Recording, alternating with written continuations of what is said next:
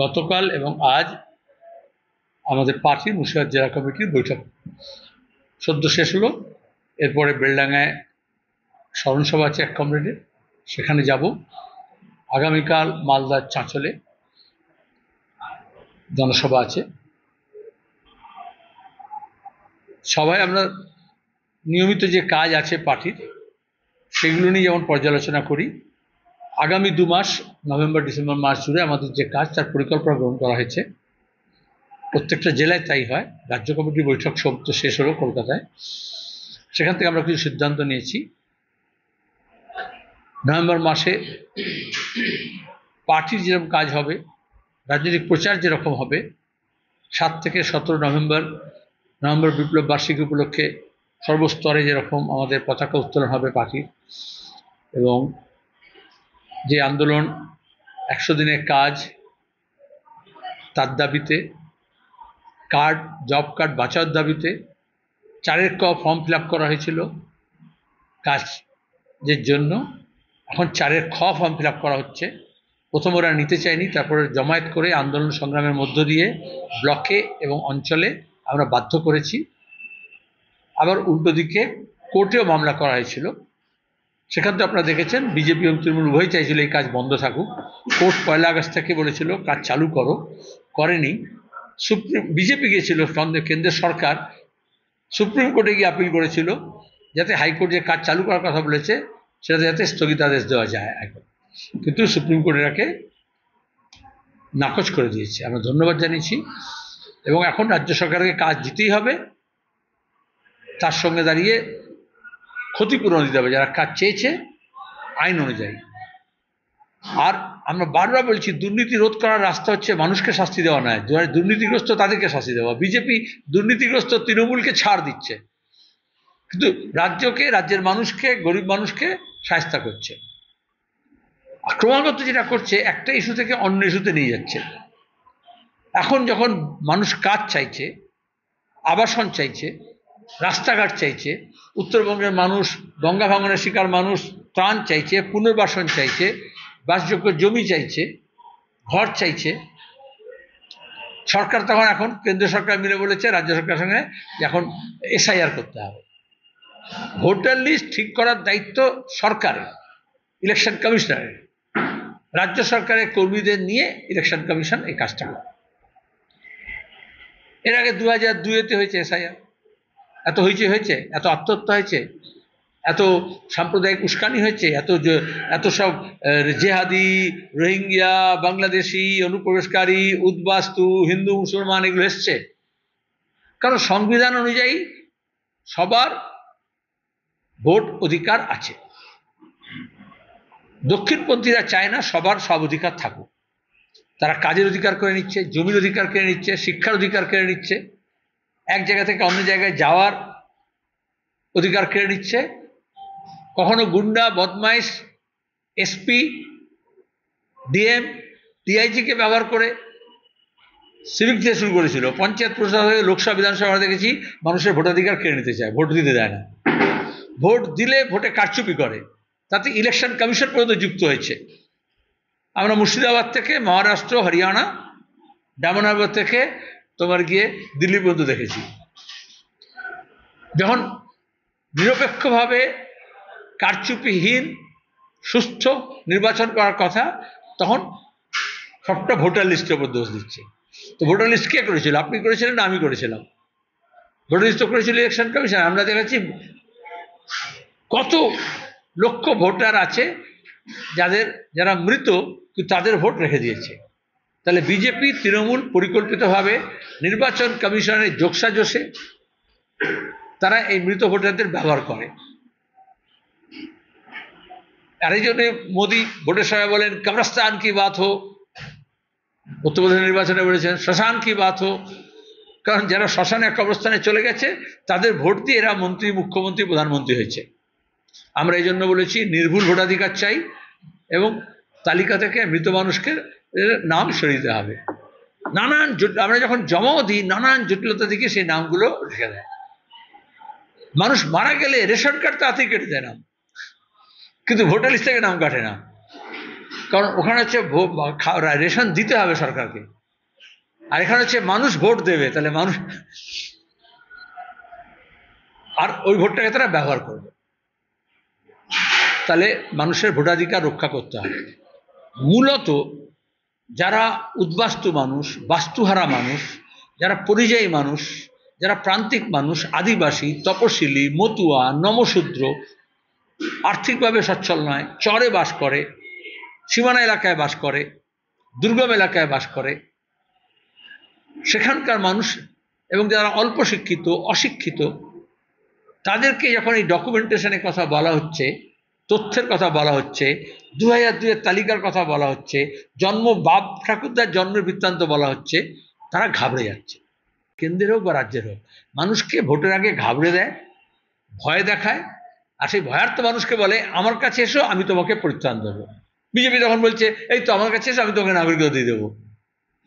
এই ধাপ্পা গত ভোটেও দিয়েছিল। কটা নাগরিক দিয়েছে? আর ভোটাধিকারের সঙ্গে নাগরিকতার সম্পর্ক কি? ভোটার লিস্টের নাম তো নাগরিকপঞ্জি নয়। তাহলে যে নাগরিকপঞ্জি করতে চেয়েছিল, যারা সেন্সাস করেনি, জনগণনা করলো না, তারা নাগরিকপঞ্জির কথা বলছে। সেই বলেছিলেন অমিত শাহ, ক্রোনোলজি সমঝিয়ে, প্রথমে জনগণনা হবে, তারপরে ন্যাশনাল পপুলেশন রেজিস্টার হবে, তারপরে সিএ হবে, তারপরে এনআরসি হবে। আপ ক্রোনোলজি সমঝিয়ে। তারা ক্রোনোলজির প্রথমটা জনগণনা এখনো হলো না। এনআরসি করতে গিয়ে মুখ থুবড়ে পড়েছে সরকার, করেনি। সিএ বলে যে প্রলোভন দেখিয়েছিল, হাজার লোককে নাগরিকতা দিয়েছে। কাকে দিয়েছে? ভোটের সময় গত লোকসভা নির্বাচনের আগে একটা বিজ্ঞাপন দিয়ে প্রথম পাতায় কোটি কোটি টাকা খরচা করে বললো 4 জনকে না 16 জনকে দিয়েছি। আর এখন আবার বলছে যে বিজেপি 50 টাকায় হিন্দু কার্ড নিলেই, মতুয়া কার্ড নিলেই হচ্ছে তোমাকে তোমার নাগরিকতা সুরক্ষিত দেবে। এটা ধাপ্পা, ধোকা। যেরকম মোবাইলে প্রতিদিন আপনারা দেখেন, আপনি লটারি পেয়েছেন, আপনি ব্যাংকে এই নাম্বারটা ধরুন, এই লিঙ্কটা দিন, আর তারপরে পুরো টাকা সাভার করে দেয়। এবং আপনার ভোটটাকে সাভার করার জন্য, আপনার নাগরিকতা সাভার করার জন্য এ ধরনের প্রলোভন দিচ্ছে। এই জন্য এই মানুষগুলোর কাছে আমরা পাশে দাঁড়াবো সিদ্ধান্ত নিয়েছি। ইতিমধ্যে আমরা সিইওর কাছে, গতকাল দেখেছেন, চিঠি দিয়েছি, তাদের নির্দিষ্ট দাবি উত্থাপন করেছি। সব বামপন্থী দল মিলে আমরা সিইও অফিসের সামনে অবস্থান করেছি, সেখানে গিয়ে ডেপুটেশন দেওয়া হয়েছে। সর্বদলীয় বৈঠকে আমরা বলেছি এটাকে স্বচ্ছতার সঙ্গে করতে হবে। এসআইআরকে ঘিরে ভয় বা ভীতি সঞ্চার করা যাবে না, আতঙ্ক সৃষ্টি করা যাবে না, কোনো প্রকৃত ভোটারের নাম বাদ দেওয়া যাবে না। আর নতুন যে ছেলেপুলের নাম, যাদের নাম নেই, যারা প্রাপ্তবয়স্ক হয়েছে, 18 বছর হয়েছে, তাদের নাম যুক্ত করতে হবে। এটা আমরাই বলতে পারি, কারণ 18 বছরের ভোটাধিকার বামপন্থীরাই প্রথম এদেশে দেয়। বামফ্রন্ট সরকার পুরসভা এবং পঞ্চায়েত নির্বাচনের প্রথমে দিয়ে আমরা, তারপরে সংবিধানে, তারপরে জনপ্রতিনিধি আইনে সংশোধন করে গোটা দেশে এমএলএ এমপি ইলেকশনে এটাকে সামিল করা হয়। তাহলে আমরা গণতন্ত্রের সম্প্রসারণ চেয়েছি, বিজেপি তৃণমূল গণতন্ত্রের সংকোচন চেয়েছে। গণতান্ত্রিক অধিকার রক্ষার জন্য আমাদের যে লড়াই, তারই এটা একটা অংশ। ওদের ধোঁকাবাজির বিরুদ্ধে, দুর্নীতির বিরুদ্ধে। এবং সরকারকে যেমন পুলিশকে ব্যবহার করেছে, যেমন প্রশাসনকে ব্যবহার করেছে, সব নির্বাচন কমিশনকে, রাজ্য নির্বাচন কমিশনকে ব্যবহার করেছে, এখন যাতে কেন্দ্র নির্বাচন কমিশনকেও সংকীর্ণ রাজনৈতিক স্বার্থে ব্যবহার না করে, তার জন্য আমাদের সজাগ এবং সতর্ক থাকতে হবে। একদিকে যেমন আন্দোলন করছি, আমরা প্রচার করছি, তেমনি আমরা এলাকায় এলাকায় বিএলএ দিয়ে বুথে, এবং বিএলএ শুধু নয়, এলাকার নাগরিক মানুষ, সব বামপন্থী দলের কর্মী, সব গণসংগঠনের কর্মীদের আহ্বান জানাবো, নতুন প্রজন্মের ছেলে মেয়েদেরকে আহ্বান জানাবো, তারা সংগঠিতভাবে বিএলএর সঙ্গে থাকবে, যাতে কোনো কারসাজি না হয়। তৃণমূল বিএলএ দেওয়ার থেকে বেশি চেষ্টা করছে নিজের দলে বিএলও তৈরি করে দিতে, আর ইলেকশন রেজিস্টার অফিসারদেরকে ব্যবহার করার জন্য। উভয় দলই চাইছে মৃত মানুষ থাক আর জীবন্ত মানুষ যাক, আর আমরা চাইছি মৃত মানুষ যাক আর জীবন্ত মানুষ থাক। এটা হচ্ছে তফাৎ, এবং সেটা স্বচ্ছতার সঙ্গে হোক। সরকার চাইলে এত সব কিচ্ছু করতে হয় না। শ্মশানে এবং গোরস্থানে মৃত মানুষের, আমি বারবার বলছি, তালিকা তৈরি থাকে, ডিজিটাল ইন্ডিয়ায় কম্পিউটারাইজ সমস্ত থাকে। সেখান থেকে চাইলে ইলেকশন কমিশন, যেমন এখন লিস্ট ডাউনলোড করতে বলছে, ওখান থেকে মৃত মানুষের লিস্ট ডাউনলোড করতে পারে। কিন্তু দেখা গেল অভয়া নিয়ে এত হইচই হলো যে মেয়েটি মারা গেল, নৃশংসভাবে খুন হলো, তো বিচার তো পেল না, তো তার ভোটার লিস্টে নাম আছে। প্রশান্ত কিশোর নতুন দল করলেন, ওখানে কারা কি কাজ করে যাচ্ছে, আর এখানে তৃণমূলের দপ্তরে, মমতা ব্যানার্জির কেন্দ্রে, একেবারে তার বাড়ির কাছে তার ভোটার লিস্টে নাম আছে। তাহলে নির্বাচন কমিশন এই ভুয়ো ভোটার পুষে রেখেছে। ছোটখাটো নাম নাও জানতে পারে, তো বিখ্যাত লোকেদের নাম তো আছে এখানে, দুটো রাজ্যে আছে, বিহারও নাম আছে, এখানেও নাম আছে। তাহলে নির্বাচন কমিশনের যে উদ্দেশ্য তাতে সন্দেহ হচ্ছে, সে সাধারণ মানুষকে আতঙ্ক হচ্ছে। যেমন নোটবন্দির সময় হয়েছিল, যাতে কালো টাকা আছে বিজেপি সরকার তাদেরকে ধরলো না, কত কালো টাকা উদ্ধার হলো আজ পর্যন্ত বললো না। বিহারেও কে বাদ গেল, কেন বাদ গেল, সুপ্রিম কোর্ট বলছে ইলেকশন কমিশন সেটা দিতে পারছে না, এত এক্সারসাইজ করেছে। কিন্তু সাধারণ মানুষকে লাইনে দাঁড় করে দিয়েছিল, সবাই নোটবন্দি, আপনার কাছে 500 টাকা আছে, 1000 টাকা আছে, জমা করুন। 100 লোকের মানুষ প্রাণ গিয়েছিল, এখন এখানে আত্মহত্যা হচ্ছে। এরপরে সব ভিড় করে লাইন করবে, তার কাজকর্ম নেই। যারা পরিযায়ী শ্রমিক অন্য জায়গায় কাজ আছে, তারা কি করে আসবে, কিভাবে অনলাইন করবে, কিভাবে তার কাছে টেকনোলজি থাকবে, তার পরিবারের কি হবে। দক্ষিণপন্থীরা যখন ক্ষমতায় আসে, তারা রুটি রুজি, বাসস্থান, রাস্তাঘাট, স্কুল, কলেজ, হাসপাতাল চৌপাট করে দেয়। জমি, বাড়ি, ঘর, দৌড়, ঝর্ণা, নদী, পাহাড়, সেগুলোকে লোপাট করে দেয়, এসব লুট করে। আর সেই লুটটাকে চালানোর জন্য মানুষকে একটা ভয়ের গর্তের মধ্যে ঢুকিয়ে দেয়। বিজেপি আরএসএস এর নির্দেশে তৃণমূল এবং বিজেপির কখনো মুকুলকে দিয়ে, কখনো শুভেন্দুকে দিয়ে যে বিভাজনের রাজনীতি করেছে, তার তো মুর্শিদাবাদ শিকার হয়েছে। পঞ্চায়েত দখল যেভাবে করেছে, গুন্ডামি যেভাবে করেছে, দলবদল যেভাবে করিয়েছে, পুলিশকে সহযোগিতা নিয়ে, টাকাকে নিয়ে। তাহলে এগুলো, এটাকে বলে ভার্নারেবল এরিয়া। শুধু মুর্শিদাবাদ নয়, মালদা, মুর্শিদাবাদ, উত্তর দিনাজপুর, দক্ষিণ দিনাজপুর। তাহলে তৃণমূল বিজেপি নিজের রাজনীতির স্বার্থে এই জেলাগুলোকে টার্গেট করেছে। এসআইআর নাম করেও যা বলছে, বিহারের অভিজ্ঞতা এবং আসামের অভিজ্ঞতাকে আমরা দেখেছি যে কারা ভার্নারেবল সেকশন: আদিবাসী, তপশিলি, উদ্বাস্তু, মুসলমান, পরিযায়ী, মহিলা। চরে থাকে, সীমানায় থাকে, দুর্গম এলাকায় থাকে, যাদের নিজস্ব বাসস্থান নেই, যাদের জমি জমার দলিল নেই, যারা অল্প শিক্ষিত, যারা আর্থিকভাবে দুর্বল, তাদেরকে। আরে ছবি তুলতে বলছে, ফর্ম ফিল আপ করতে হচ্ছে, এটা করতেই তো একজন লোকের 100 টাকা বেশি যাবে। যে রাজ্যে দৈনিক মজুরি 280 টাকার নিচে, গোটা দেশের মধ্যে সবচেয়ে কম, সেখানে তুমি তো আর্থিক বোঝা চাপালে। তা আমি বললাম তো, ডেড ভোটারের তালিকা সরকারের কাছে আছে, শুধু একটা ডিপার্টমেন্ট থেকে একটা ডিপার্টমেন্টে নেবে, তাও কাগজপত্র নিতে হয় না, কম্পিউটারে ট্রান্সফার হয়ে যায়। সেটা না করে বলছে আপনি সব জমা দিন। নোটবন্দির সময় আমি ছিল যে সরকার চাইতো কালো টাকা উদ্ধার করতে হবে, তা তো সোজাসুজি কালো টাকা যেখানে আছে রেড করতো। সরকার জানে না কাদের কাছে কালো টাকা আছে? এক একটা বিয়ে হলে বোঝা যায় কালো টাকা কার আছে, হয় না? কোটি কোটি টাকা যখন হয়, আমরা বলে দেবো লিস্ট, আমাদের কাছে চাইলে আমরা দিয়ে দেবো এদেশে কত কাদের কাছে কালো টাকা আছে, এ রাজ্যে কাদের কাছে কালো টাকা আছে। কিন্তু নোটবন্দির সময় তোমাদের সবাইকে বলেছিল, তোমাকেও বলেছিল, আমাকেও বলেছিল। তাহলে এখন মৃত ভোটারকে বাদ দিতে হবে, যারা ভারতীয় তাদেরকে বাদ দিতে হবে, তো সরকার তো সেটা করতে পারে। আগে তো 2002-তে করেছে। তখন কি মুর্শিদাবাদের লোকের সঙ্গে এত আতঙ্ক ছিল? যখন বিজেপি এত শক্তিশালী ছিল না, তৃণমূল এত শক্তিশালী ছিল না, তখন তো ভোটার লিস্ট হয়েছে। তার মানে এটা হচ্ছে ওদের সঙ্গে বোনাস হিসেবে এসছে। আর বিশেষত সীমাঞ্চলে, যেটাকে ওই কাটিহার, পূর্ণিয়া, আমরা তো দেখেছি বিহারের পরে যে কাদের নাম বাদ দেওয়া হয়েছে। মহিলাদের বাদ দেওয়া হয়েছে, পরিযায়ী শ্রমিকদের বাদ দেওয়া হয়েছে, এবং ওই সমস্ত সীমাঞ্চলের সংখ্যালঘু মুসলমানদের নাম বাদ দেওয়া হয়েছে বেশি সংখ্যা। এই জন্য সুপ্রিম কোর্ট বলছে, কিন্তু ইলেকশন কমিশন থেকে ভোট হয়ে যাচ্ছে বিহারের, এখনো লিস্ট বার করতে পারেনি কাকে বাদ দিলেন, কেন বাদ দিলেন। স্বচ্ছতা, এই জন্য আমরা বলছি একটা দাবি, স্বচ্ছতার সঙ্গে এটা করতে হবে, কোনো ট্রান্সপারেন্সি নেই। আচ্ছা, তুমি কদিন আগে, কালকে দেখোনি, তোমাদের চ্যানেল জানি না আমি, শিলিগুড়িতে নকল পাসপোর্ট, নকল জন্ম সার্টিফিকেট, নকল সব সার্টিফিকেট তৈরি করার জন্য ফ্যাক্টরি খুলে বসে আছে না? সর্বত্র আছে। যেখানে টাকার বিনিময়ে পঞ্চায়েত জন্ম তারিখ দিচ্ছে 500 টাকা করে নিয়ে, তো সেখানে তো যেখানে পাসপোর্ট ডিপার্টমেন্ট ভারত সরকারের নকল পাসপোর্ট ইস্যু করছে নকল নথির ওপরে দাঁড়িয়ে, যেখানে পুলিশ ভেরিফিকেশনের নাম করে টাকা দিলেই সে ভেরিফাইড বলে দিচ্ছে, দুর্নীতি হলে এটা হবে। আর ভবানীপুরে তো মমতার খাস তালু, কিন্তু অপরাধীকে পুলিশ ধরবে কি করে? ভবানীপুর থানায় যখন প্রথমে অপরাধী দূরে ধরেছিল, তখন মমতা ব্যানার্জি গিয়ে তো অপরাধীকে বার করে নিয়ে চলে এসেছিল। হঠাৎ করে বিএসএফও বলে আর তোমরা আসা চলো, তো বাংলাদেশি ঢুকছে কি করে?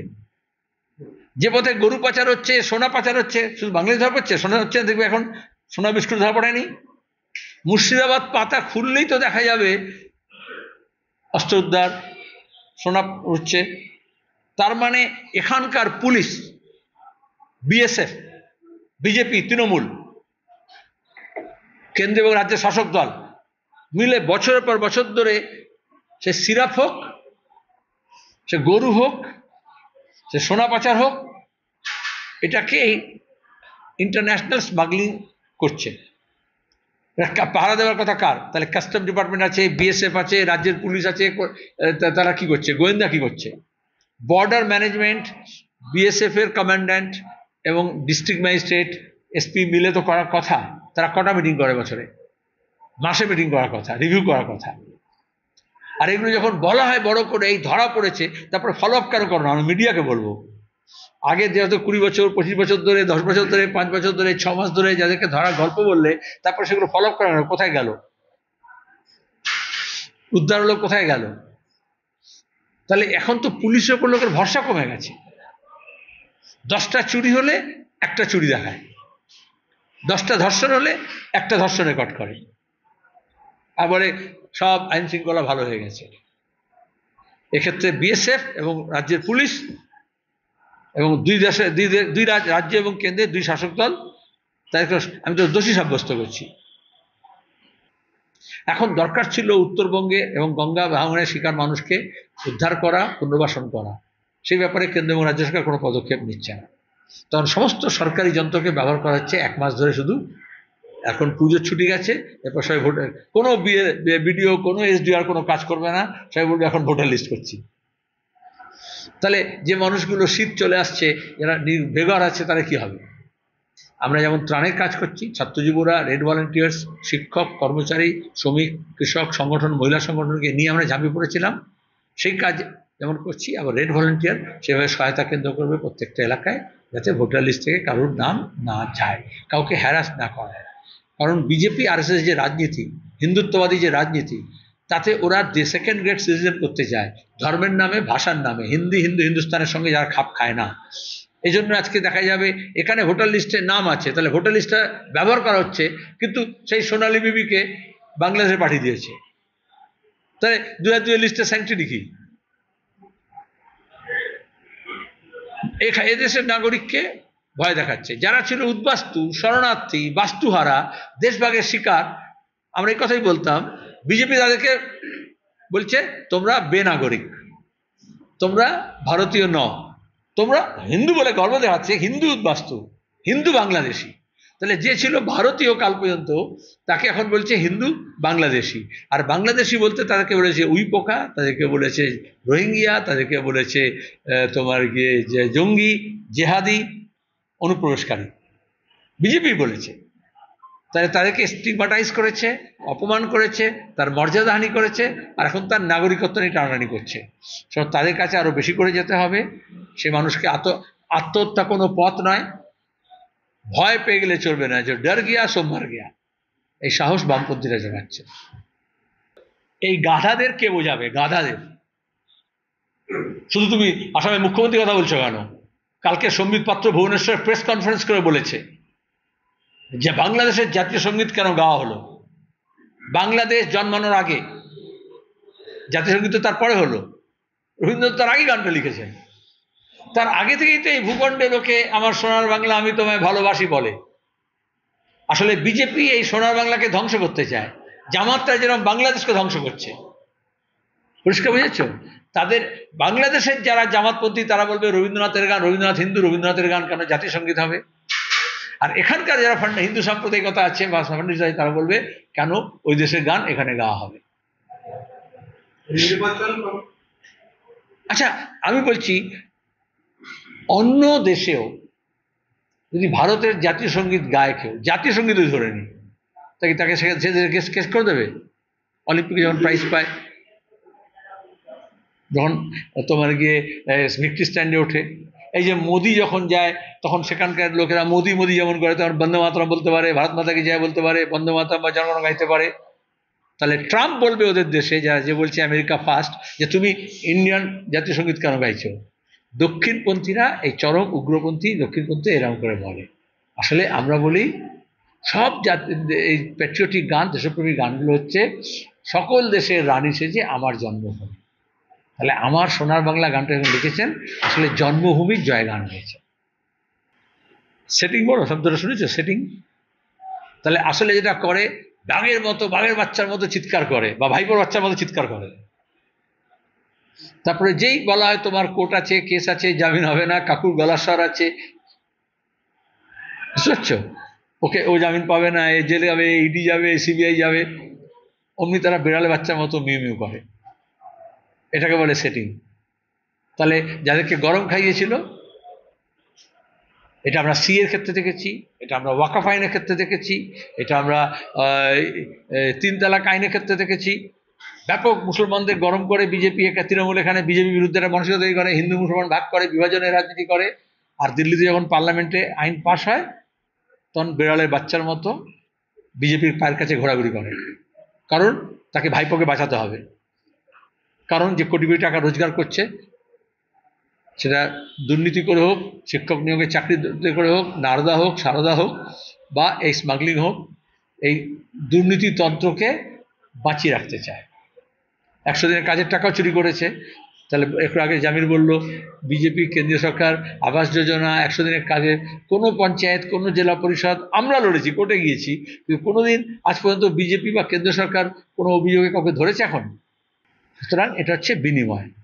বাংলার স্বার্থ, মানুষের নাগরিকতার স্বার্থ বিজেপি কাটতে চাইছে, আর তৃণমূল নিজের দুর্নীতির স্বার্থকে রাখার জন্য, বজায় রাখার জন্য সারেন্ডার করছে। এই জন্যই বামপন্থীদের লড়তে হবে বিজেপি তৃণমূল শক্তি, বিজেপি তৃণমূল বিরোধী শক্তিকে এক কাট্টা হয়ে লড়তে হবে। সে কথাই বলছি আমরা।